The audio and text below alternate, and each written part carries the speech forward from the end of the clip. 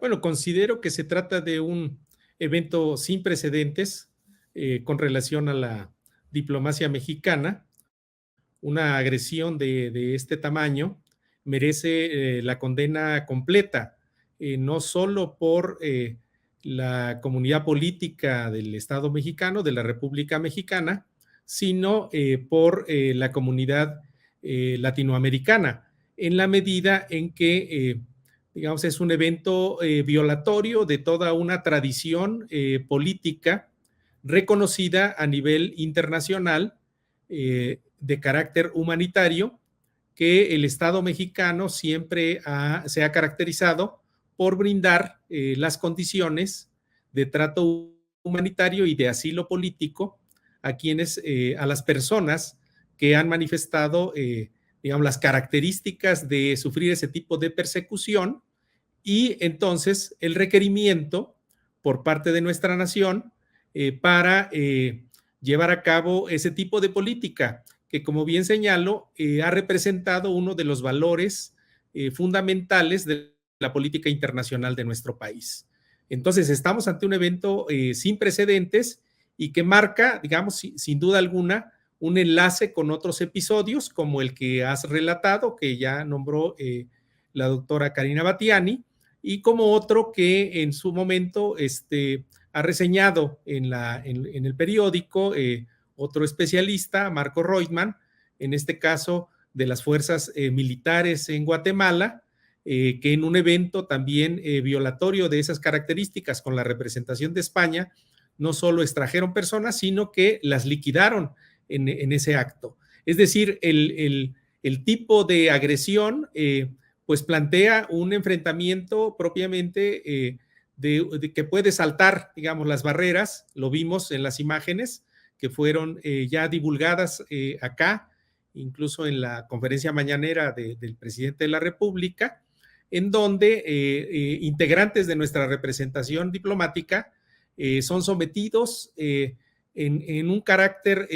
claramente violatorio de su dignidad personal y completamente, digamos, sometiendo a un trato indigno en el caso de representaciones diplomáticas porque gozan de inmunidad y que no fue evidentemente respetada. Ahí estamos viendo, José, en este mismo momento las imágenes que fueron compartidas en la conferencia del presidente mexicano y luego posteriormente también compartidas en redes por el director de comunicación, el secretario de comunicación de México, que vemos concretamente lo que es el ingreso, donde el jefe de la Cancillería de la embajada está tratando de frenar que se lleven a esta persona. Es empujado, digo, es empujado ahí, es empujado afuera, digo, realmente hay un nivel de trato brutal también, cómo se llevan a la persona detenida, un nivel de gravedad institucional enorme. ¿Qué pasó con las repercusiones, José, en México y qué implica, digo, la posible respuesta que dé México con respecto a esta situación violatoria del territorio mexicano? Sí, ya se había planteado, digamos, una situación que escalaba la problemática, cuando fue el requerimiento con muy poco tiempo de propiamente de la expulsión de la embajadora de nuestro país. En segundo lugar, en ese pocas horas después, el trato a Roberto Canseco, diplomático mexicano, que era el que permanecía en la representación diplomática, pues evidentemente con ese sometimiento y grado de violencia al punto casi de esposarlo tirado en el suelo, con digamos, un uso absolutamente desproporcionado a los propósitos que además estaban siendo ya requeridos y con el trato diplomático que merece la Convención de Viena u otros acuerdos internacionales, pues evidentemente se coloca, creo yo, en varias coordenadas. En primer lugar, con respecto al propio Estado de Ecuador, me parece que eso manifiesta un escalamiento de la propia política de securitización y de militarización que está viviendo ese país. Creo yo que el trato indigno que había ofrecido con respecto a Assange y la persecución política de un grupo político determinado que está planteando una determinada visión de la política de ese país. Creo que en ese lugar debe ser analizado también este evento. Una primera coordenada es respecto a lo que ocurre con el propio Estado de Ecuador. En segundo lugar,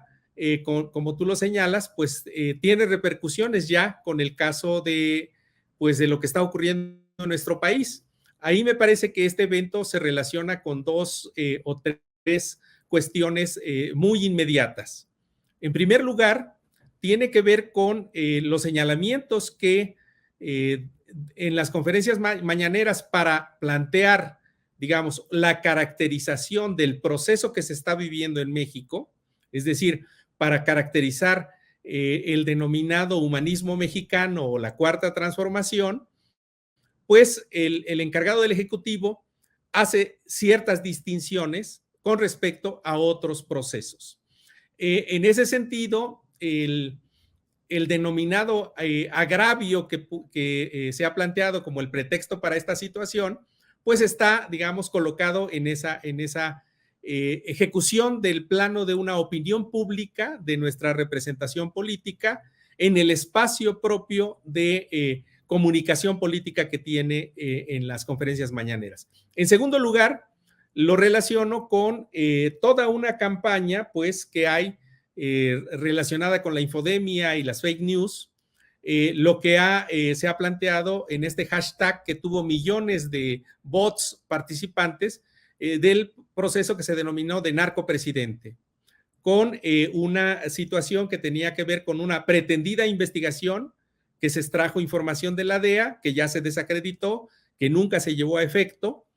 pero que colocó ese enunciamiento justamente para relacionarlo después con la propia candidata de esa misma opción política, denominándola también con esas características. Entonces, han hecho entrar este evento ya dentro del mismo proceso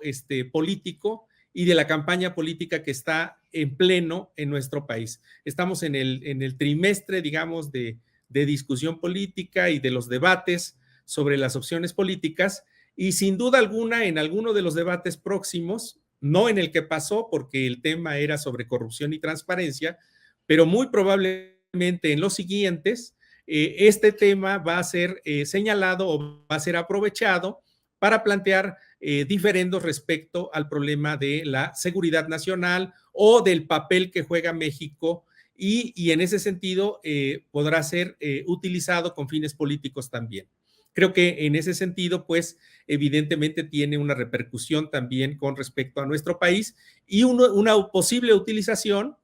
por parte del bloque conservador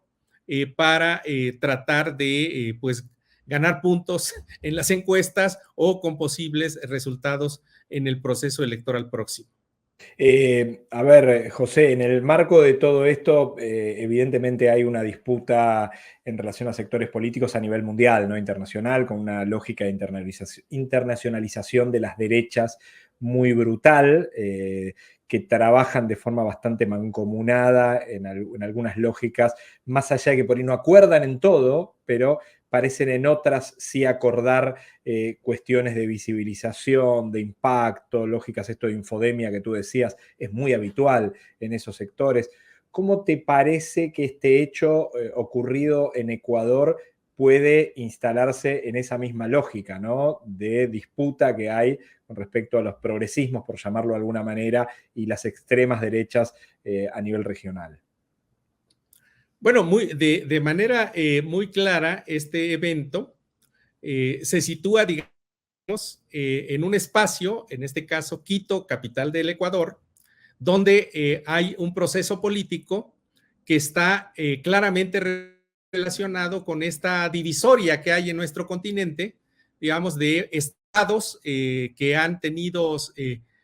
posibles articulaciones progresistas que quizás en su momento no fructificaron en un esfuerzo, digamos, de más años o de más periodos presidenciales. No se puede decir que hayan fracasado o que hayan sido derrotadas, están en el pleno de la disputa si consideramos que estos procesos políticos son largos, y en una articulación global o internacional. Claramente, Ecuador, en este caso el antecedente de Perú con Pedro Castillo, o incluso lo que ocurrió en Bolivia en el golpe cuando, digamos, toma el gobierno en ese periodo Yanine Áñez, o lo que está ocurriendo incluso en Argentina con el gobierno de Javier Milei, y anteriormente en el Brasil con Bolsonaro. Estamos hablando de una articulación geopolítica claramente vinculada a un proceso de lo que se denominan las nuevas derechas, con mensajes, digamos, políticos negacionistas de las cuestiones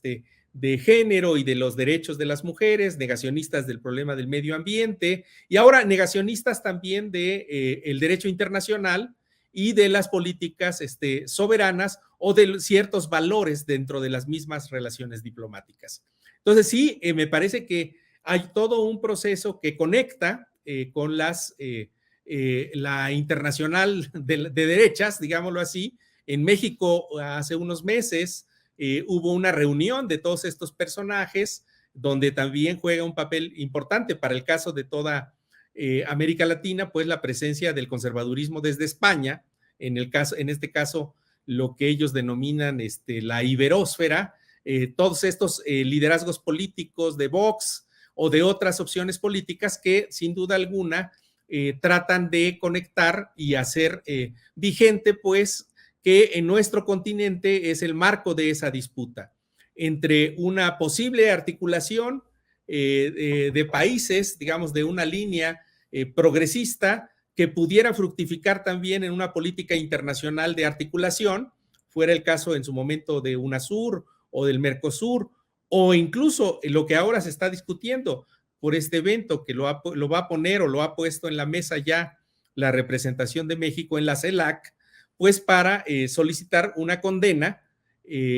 porque como yo decía, no se trata solamente de una agresión, en este caso a nuestro país, sino a un principio o a un valor de la política internacional, y en ese sentido me parece que diversos estados, en ellos cunde también esta amenaza. José, tú has hablado ya algo de las elecciones en México, están en un proceso realmente muy, pero muy potente, con algunos datos que por momentos da la sensación de que ya por lo menos parte de los apoyos están relativamente jugados, pero obviamente cada elección es un mundo inclusive a veces de sorpresas. Digo, ¿qué es lo que sucede hasta el día de hoy? ¿Y qué es lo que consideras que está en disputa concreta en las próximas elecciones en México? Señalaba este elemento porque hay que considerar que obviamente dentro del Ecuador el grupo político relacionado con Rafael Correa, que tuvieron el gobierno en su momento, muchos de ellos, bueno, hay algunos que todavía están residiendo en nuestro país, algunos que incluso alcanzaron la oportunidad de desempeñarse como académicos dentro de la propia Universidad Nacional. Y estos están siendo, digámoslo así, víctimas de un proceso de judicialización en el que se les ha señalado incluso cargos por supuestas cuestiones de corrupción o incluso de cuestiones de narco. Es decir, que estuvieran vinculados en sus posiciones con ese tipo de grupos de delincuencia organizada. Recordemos que el Ecuador está puesto supuestamente en esa campaña, en donde ya ocurrió un evento también en el marco de estas fake news, que se demostró que fue un evento preparado, de una supuesta toma de un canal televisivo en un determinado momento transmitiendo en vivo. El hashtag que hizo señalamiento sobre en este caso de López Obrador, el hashtag narcopresidente, pues plantea una clara vinculación de un elemento pues que debe ser claramente condenable, es decir, la cuestión de la delincuencia organizada y las cuestiones del narcotráfico. Entonces, en un país en el cual todavía todo el bloque conservador conserva el manejo de el 80 o el 90% de los mensajes en las cadenas televisivas o en los canales de la radio, pues evidentemente colocar estas cuestiones, estas supuestas vinculaciones, pues para los grupos conservadores y de derecha puede presentárseles como una cuestión muy redituable políticamente. Por eso, la opinión pública, a través de las redes sociales o a través de otros mecanismos, debe alertarse de estas cuestiones y señalar que lo que está en juego es justamente, pues, hacia dónde se inclina, digamos, la política internacional y la política nacional de nuestros países. Evidentemente, lo que hay es una disputa por romper las condicionalidades heredadas del neoliberalismo, del proceso neoliberal que supraconstitucionalmente está tratando de mantener las políticas y el modelo neoliberal, aún en gobiernos que se presentan como contra o anti neoliberales o post-neoliberales. En ese sentido, pues incluso la mención que hizo el presidente de México en el sentido de que la representación de nuestra embajada recayó en una colega filósofa, Raquel Serur, que fue esposa de un pensador latinoamericano nacido en Riobamba, Ecuador, Bolívar Echeverría, pues era muy contundente en el sentido de lo que este mismo autor sostuvo a lo largo de su carrera, que en nuestro país, en todo el itinerario de su trayectoria intelectual, él decía, en América Latina se juega el destino o el proyecto futuro de la americanización de la modernidad. Es decir, predomina el etos cínico, neoliberal, violento, extractor de todos nuestros recursos, digamos, concentrador de las desigualdades, o se puede pensar en otro tipo de modalidades políticas o en una modernidad incluso alternativa. Él oponía a ese etos cínico neoliberal la vigencia del etos barroco o la posibilidad de una modernidad alternativa. En ese sentido, me parece que fue muy prudente y muy pertinente la mención que hacía López Obrador, porque lo que está en juego justamente es hacia dónde se inclina el proyecto político latinoamericano y del Caribe. Es decir, o nos constituimos en un proyecto civilizatorio que tendría que armarse en el reconocimiento de la diversidad cultural, en el reconocimiento de nuestras diversas raíces y en la posibilidad de construir un arreglo político de mayor justicia, de democracia, de verdadera integración de las diferencias y las diversidades culturales, ecobiológicas y políticas, o estamos a expensas del predominio de la lógica colonial de entrega siempre de nuestros recursos, de nuestros territorios. Justamente el violentar la representación diplomática de un país es llevar en ese microcosmos lo que sin duda alguna significa el neoliberalismo como paradigma global. José, ha quedado clarísimo y aparte has dado una vuelta que hace bien interesante el análisis para entender cómo en acciones, en el marco de lo coyuntural, se puede entender las dimensiones de las disputas políticas que se están dando en nuestra región. Así que te agradecemos enormemente por este encuentro, por hablarnos desde México y por traernos no solo estas reflexiones, sino también adelantarnos algunas de las cosas que estás viendo en el marco de nuestra América. Muchísimas gracias por el encuentro y nos veremos muy prontamente en Montevideo, Uruguay, así que seguramente ahí dará el tiempo para poder seguir charlando. Muchas gracias a ustedes por la oportunidad que me han brindado y pues bueno, nos veremos pronto. Buenas tardes a toda la audiencia y espero que haya sido útil esta pequeña reflexión.